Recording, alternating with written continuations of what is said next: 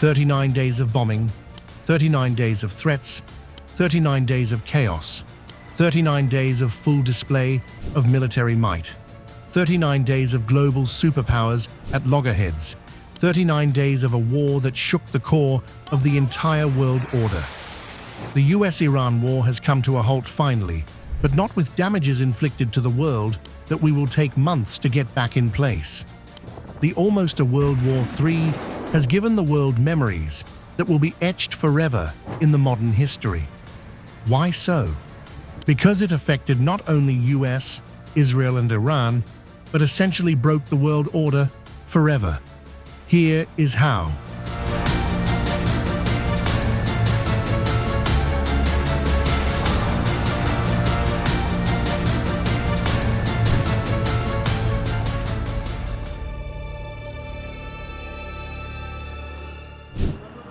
It began with precision, but ended in shock. In the early hours of February 28th, the United States and Israel unleashed a coordinated assault of nearly 900 strikes across Iran. They didn't just target military infrastructure, they systematically dismantled the command and control nodes of the Islamic Republic in a matter of hours.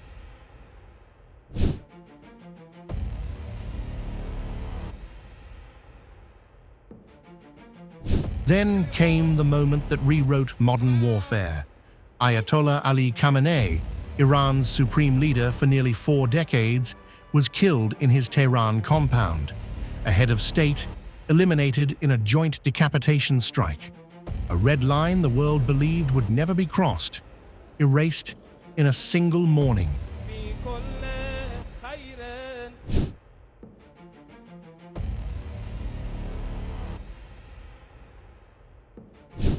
But while the world watched the fall of power, another image defined the beginning of this war. A girls' school in Minab, reduced to rubble by a missile strike.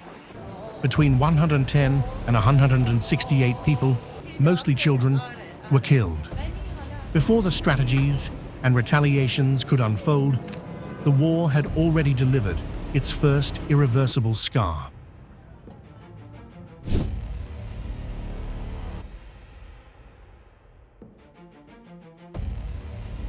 Within hours, Iran responded, not cautiously, but overwhelmingly. Missiles and drones surged across borders, hitting US bases in Kuwait, Bahrain, and the UAE. In less than 24 hours, the conflict broke containment. This was no longer a war between two countries. It was an ignition across 9.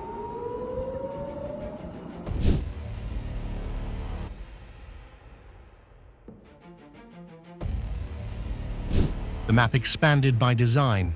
Hezbollah opened fire on Haifa. Yemen's Houthis fired a ballistic missile toward Israel, their first ever. And in a stunning reach, Iran fired a missile 2,500 miles toward the British-run US base at Diego Garcia. One trigger point activated an entire regional axis.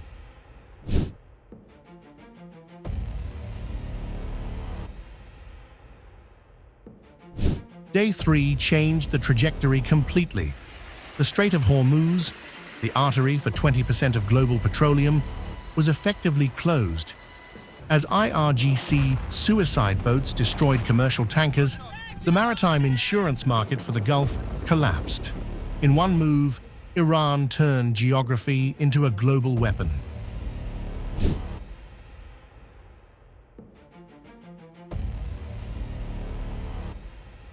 The economic shockwave traveled instantly. In India, LPG imports dropped 30% overnight, forcing the government to invoke the Essential Commodities Act.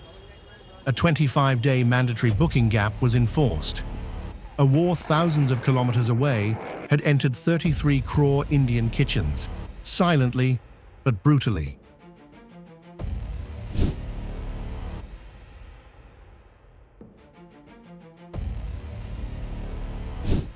Markets reacted faster than missiles. Oil shattered the $100 threshold, a psychological red line unseen since the 2022 war in Ukraine, and before that, the Arab Spring and the 2008 financial crash before rapidly surging past $120 a barrel.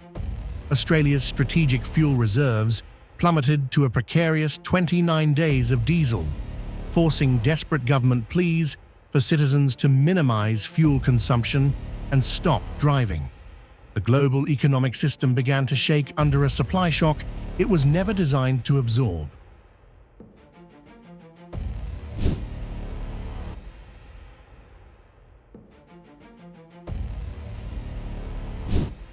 Inside Iran, the system began to fracture.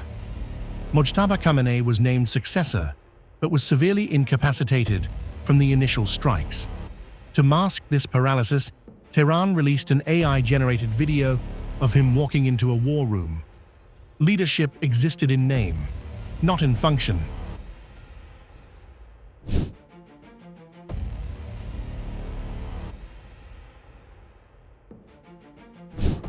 Into that vacuum stepped the IRGC, transforming the war into decentralized, asymmetric aggression.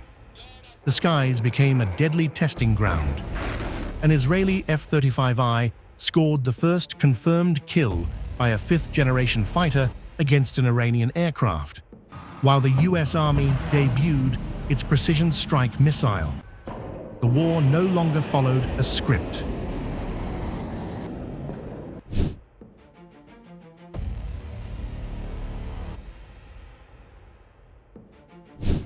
The United States projected overwhelming force, but at a staggering cost. In the dense electronic fog of war, a catastrophic identification friend or foe failure occurred. A Kuwaiti Fa-18 mistakenly shot down 3 US F-15E fighters. This was no longer just a battle of strength. It was a battle of sustainability.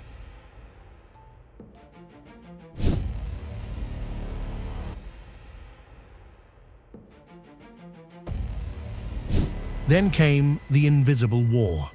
On April 5th, Planet Labs announced an indefinite satellite imagery blackout across Iran. Simultaneously, leaked documents revealed the Pentagon was scripting commercial satellite language, banning the phrase "target destroyed." For the first time, the world was watching a war without knowing what was real.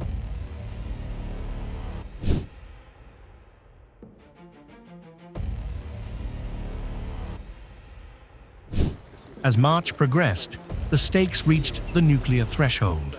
Allied strikes hit a structure just 350 meters from the operational Russian-built Bushehr nuclear power plant.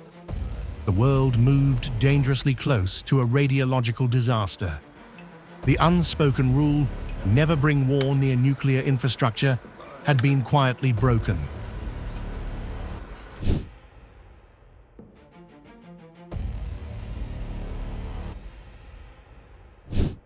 And then, the objective shifted. This was no longer about military victory, but de-developing a nation. Trump threatened a bridge day. A US double-tap strike obliterated the B-1 bridge in Karaj, the tallest in the Middle East, killing civilians picnicking underneath for the Persian New Year. The idea was clear: break the system, not just the army.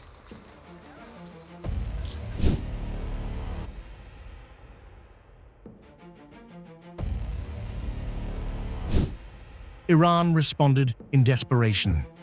State media called upon youths and university students to form human chains around targeted power and water plants.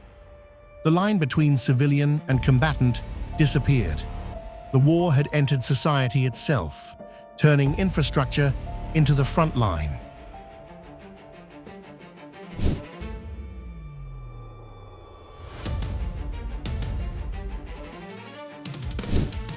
The illusion of absolute dominance cracked when an American F-15E was shot down. To rescue the stranded officer, the US built an improvised airstrip near Isfahan. When extraction aircraft bogged down, US forces were forced to detonate and destroy their own C-130s and MH-6 helicopters to prevent capture by the IRGC.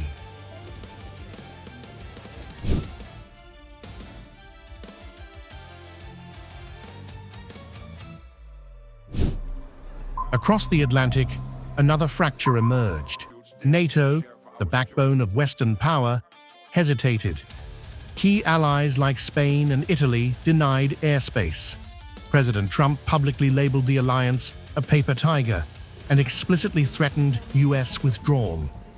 The war didn't just test enemies, it exposed allies.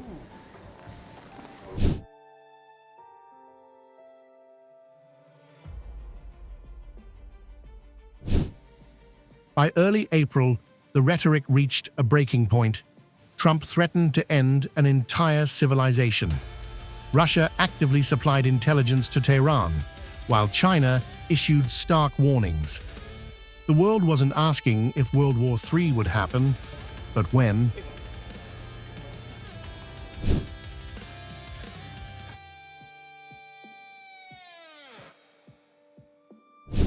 And then, hours before a possible collapse, a ceasefire. In a profound diplomatic inversion, it was brokered by Pakistan, a nation with no diplomatic ties to Israel. The Islamabad Accord stopped the bombs. The missiles rested. But what these 39 days revealed will never be undone.